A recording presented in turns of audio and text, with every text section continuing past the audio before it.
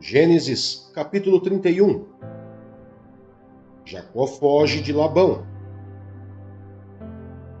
Jacó, porém, ouviu falar que os filhos de Labão estavam dizendo: Jacó tomou tudo que o nosso pai tinha e juntou toda a sua riqueza à custa do nosso pai. E Jacó percebeu que a atitude de Labão para com ele já não era a mesma de antes. E o Senhor disse a Jacó: Volte para a terra de seus pais e de seus parentes, e eu estarei com você. Então Jacó mandou chamar Raquel e Lia, que vieram ao campo onde estavam seus rebanhos. E lhes disse: Vejo que a atitude do seu pai para comigo não é mais a mesma, mas o Deus de meu pai tem estado comigo. Vocês sabem que trabalhei para seu pai com todo o empenho, mas ele tem me feito de tolo, mudando o meu salário 10 vezes. Contudo, Deus não permitiu que ele me prejudicasse. Se ele dizia: As crias salpicadas serão o seu salário, todos os rebanhos geravam filhotes salpicados. E se ele dizia: As que têm listras serão o seu salário, todos os rebanhos geravam filhotes com listras. Foi assim que Deus tirou os rebanhos de seu pai e os deu a mim. Na época do acasalamento, tive um sonho em que eu olhei e vi que os machos que fecundavam o rebanho tinham listras. Eram salpicados e malhados. O anjo de Deus me disse no sonho: Jacó. Eu respondi: Eis-me aqui. Então ele disse: Olhe e veja que todos os machos que fecundam o rebanho têm listras. São salpicados e malhados, porque tenho visto tudo o que Labão lhe fez.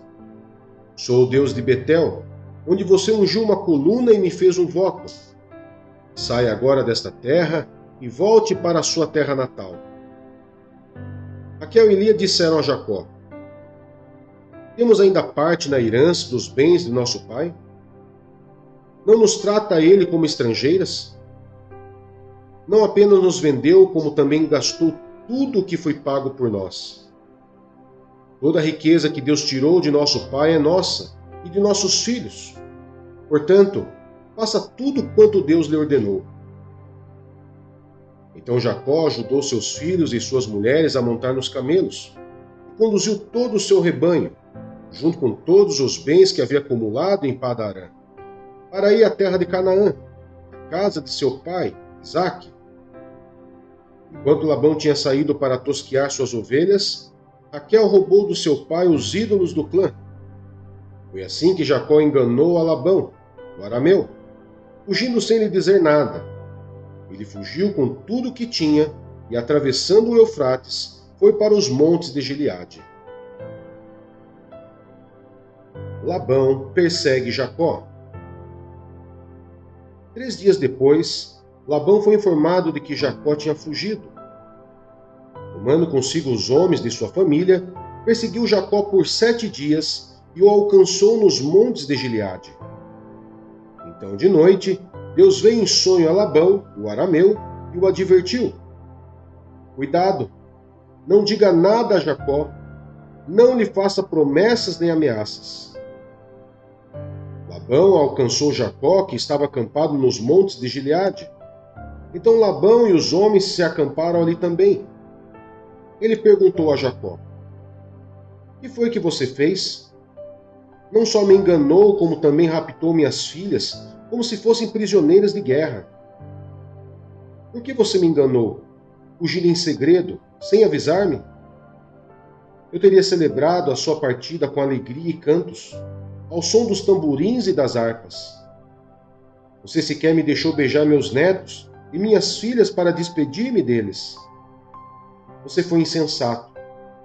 Tenho poder para prejudicá-los.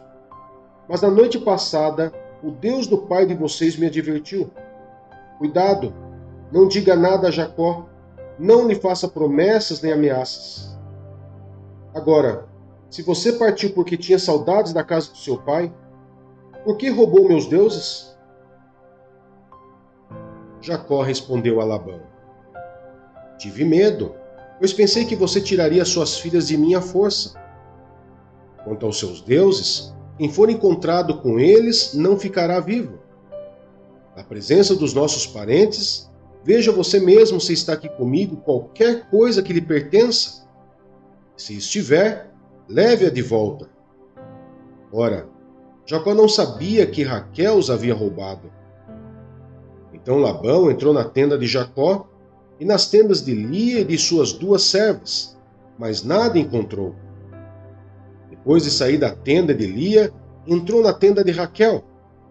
Raquel tinha colocado os ídolos dentro da sela do seu camelo e estava sentada em cima.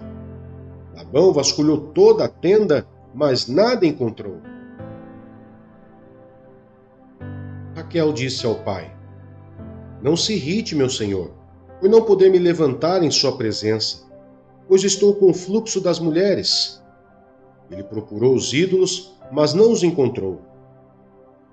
Jacó ficou irado e queixou-se a Labão: Qual foi meu crime? Que pecado cometi para que você me persiga furiosamente? Você já vasculhou tudo o que me pertence? Encontrou algo que lhe pertença? Então coloque tudo aqui na frente dos meus parentes e dos seus, e que eles julguem entre nós 2. 20 anos estive com você. Suas ovelhas e cabras nunca abortaram, e jamais comi um só carneiro do seu rebanho. Eu nunca levava a você os animais despedaçados por feras. Eu mesmo assumi o prejuízo. E você pedia contas de todo animal roubado de dia ou de noite. O calor me consumia de dia e o frio de noite, e o sono fugia dos meus olhos. Foi assim nos 20 anos em que fiquei em sua casa. Trabalhei para você 14 anos em troca de suas 2 filhas, e 6 anos por seus rebanhos, e 10 vezes você alterou o meu salário. Se o Deus de meu pai, o Deus de Abraão, o temor de Isaque, não estivesse comigo, certamente você me despediria de mãos vazias. Mas Deus viu o meu sofrimento e o trabalho das minhas mãos, e na noite passada ele manifestou a sua decisão. O acordo entre Labão e Jacó. Labão respondeu a Jacó: As mulheres são minhas, os filhos são meus, os rebanhos são meus. Tudo o que você vê é meu. O que posso fazer por essas minhas filhas ou pelos filhos que delas nasceram? Façamos agora, eu e você, um acordo que sirva de testemunho entre nós 2. Então Jacó tomou uma pedra e a colocou em pé como coluna. E disse a seus parentes: Juntem algumas pedras. Eles apanharam pedras e as amontoaram. Depois comeram ali, ao lado do monte de pedras. Labão o chamou Jegar-Saaduta, e Jacó o chamou Galeede. Labão disse: Este monte de pedras é uma testemunha entre mim e você no dia de hoje. Por isso foi chamado Galeede. Foi também chamado Mispá, porque ele declarou: Que o Senhor nos vigie, a mim e a você, quando estivermos separados um do outro. Se você maltratar minhas filhas, ou menosprezá-las, tomando outras mulheres além delas, ainda que ninguém saiba, lembre-se de que Deus é testemunha entre mim e você. Disse ainda Labão a Jacó: Aqui estão este monte de pedras, e esta coluna que coloquei entre mim e você. São testemunhas de que não passarei para o lado de lá para prejudicá-lo, nem você passará para o lado de cá para prejudicar-me. Que o Deus de Abraão, o Deus de Naor, o Deus do pai deles, julgue entre nós. Então Jacó fez um juramento em nome do temor do seu pai Isaque. Ofereceu um sacrifício no monte e chamou os parentes que lá estavam para uma refeição. Depois de comerem, passaram a noite ali. Na manhã seguinte, Labão beijou seus netos e suas filhas e os abençoou, e depois voltou para sua terra. Ester, capítulo 7. O enforcamento de Amã. O rei e Amã foram ao banquete com a rainha Ester. Enquanto estavam bebendo vinho no segundo dia, O rei perguntou de novo: Rainha Esther, qual é o seu pedido? Você será atendida. Qual o seu desejo? Mesmo que seja metade do reino, isto lhe será concedido.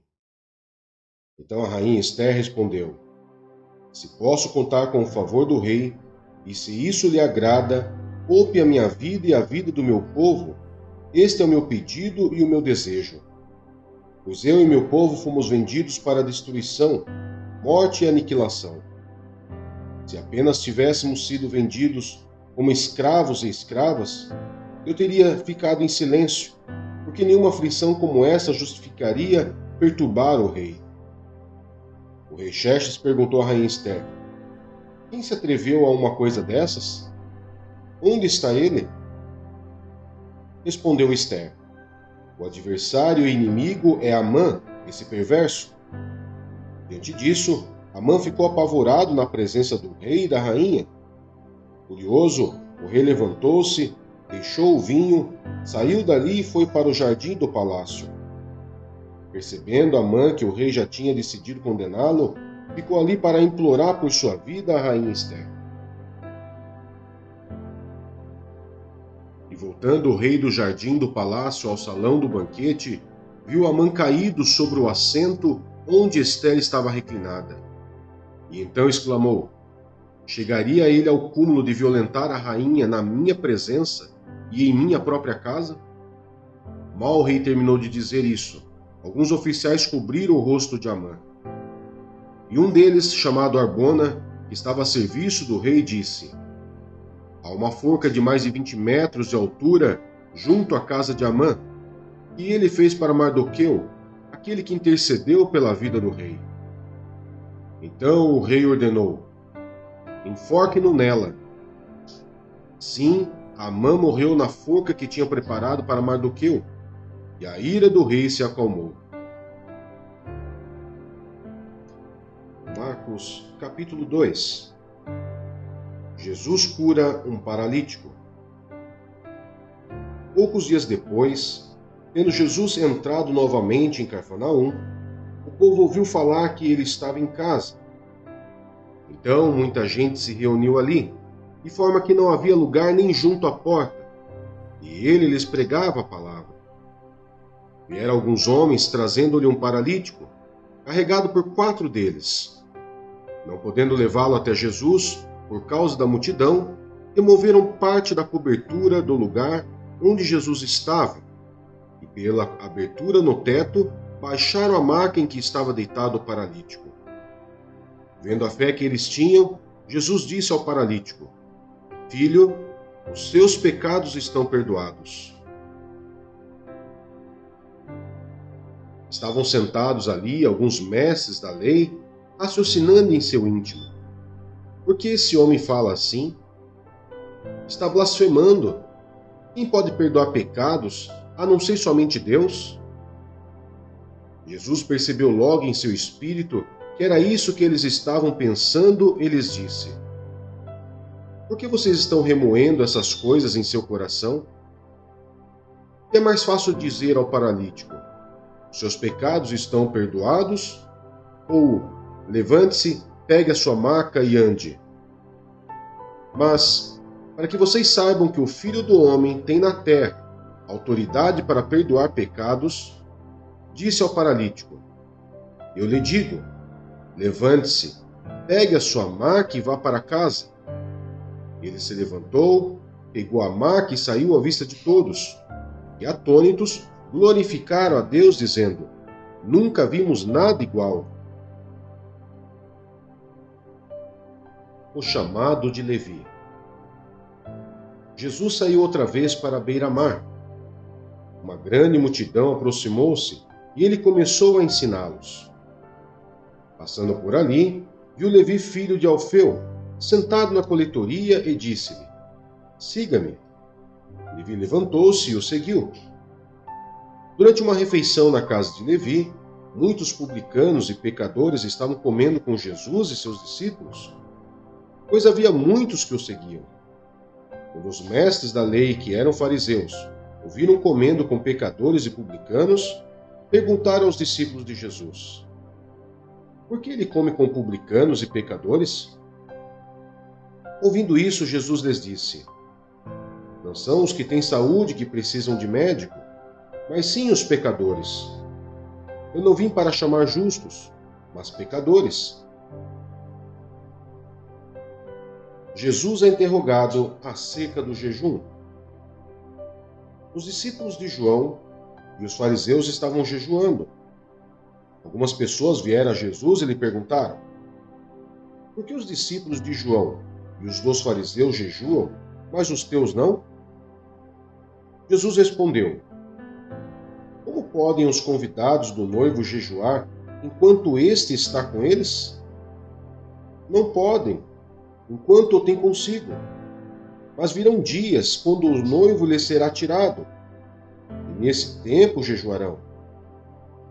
Ninguém põe remendo de pano novo em roupa velha, pois o remendo forçará a roupa, tornando pior o rasgo.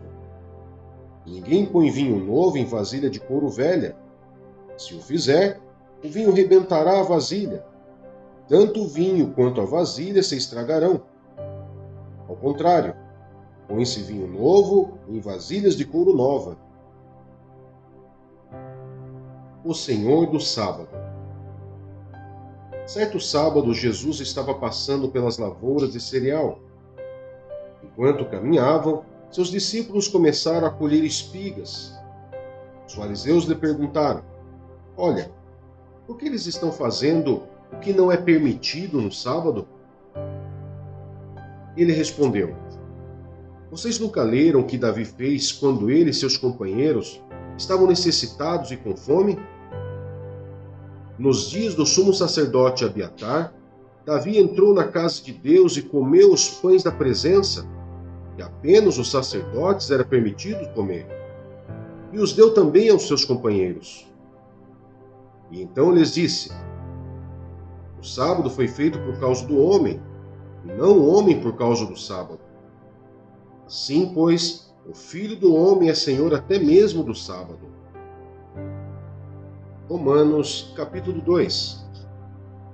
O justo juízo de Deus.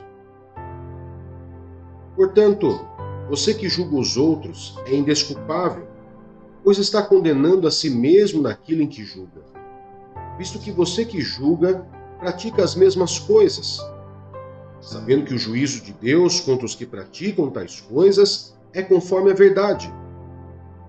Assim, quando você, um simples homem, os julga, mas pratica as mesmas coisas, pensa que escapará do juízo de Deus? Ou será que você despreza as riquezas da sua bondade, tolerância e paciência, não reconhecendo que a bondade de Deus o leva ao arrependimento? Contudo, por causa da sua teimosia e do seu coração obstinado, você está acumulando ira contra si mesmo, para o dia da ira de Deus, quando se revelará o seu justo julgamento. Deus retribuirá a cada um conforme o seu procedimento. Ele dará vida eterna aos que, persistindo em fazer o bem, buscam glória, honra e imortalidade. Mas haverá ira e indignação para os que são egoístas, que rejeitam a verdade e seguem a injustiça. Haverá tribulação e angústia para todo ser humano que pratica o mal, primeiro para o judeu, depois para o grego, mas glória, honra e paz para todo o que pratica o bem, primeiro para o judeu, depois para o grego, pois em Deus não há parcialidade. Todo aquele que pecar sem a lei também perecerá, e todo aquele que pecar sob a lei, pela lei será julgado. Porque não são os que ouvem a lei que são justos aos olhos de Deus, mas os que obedecem à lei. Estes serão declarados justos.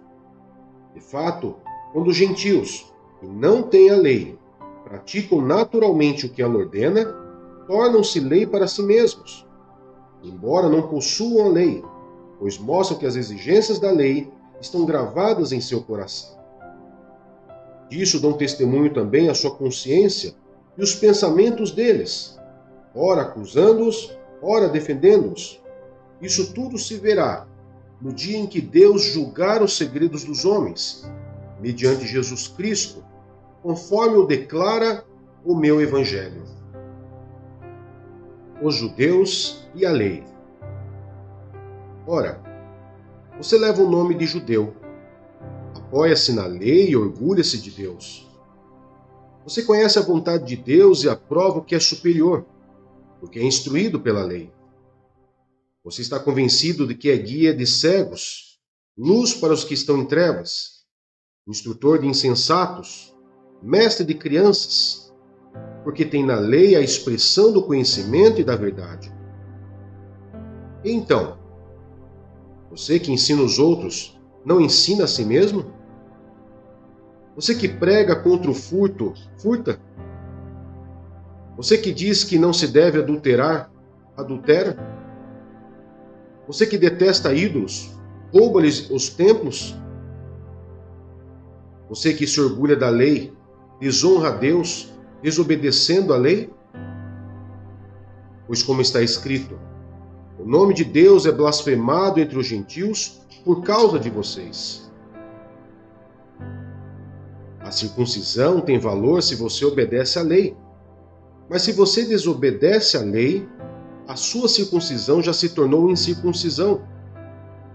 Se aqueles que não são circuncidados obedecem aos preceitos da lei, não serão eles considerados circuncidados? Aquele que não é circuncidado fisicamente, mas obedece à lei, condenará você, e tendo a lei escrita e a circuncisão, é transgressor da lei. Não é judeu quem o é apenas exteriormente, nem é circuncisão a quem é meramente exterior e física. Não. Judeu é quem o é interiormente, e circuncisão é a operada no coração, pelo Espírito, e não pela lei escrita. Para esses o louvor não provém dos homens, mas de Deus.